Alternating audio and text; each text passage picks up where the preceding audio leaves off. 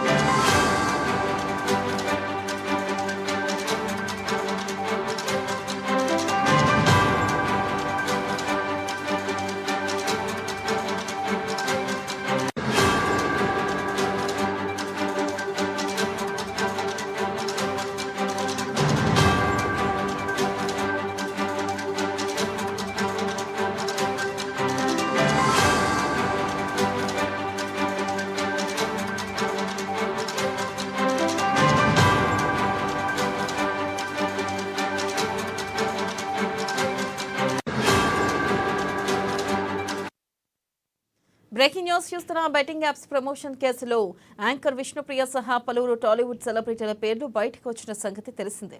ప్రముఖ నటులు, social media ఇన్ఫ్లుయెన్సర్లు, యూట్యూబర్లతో సహా మొత్తం 25 మందిపై మియాపూర్కి చెందిన సైబరాబాద్ పోలీసులు కేసు నమోదు చేశారు.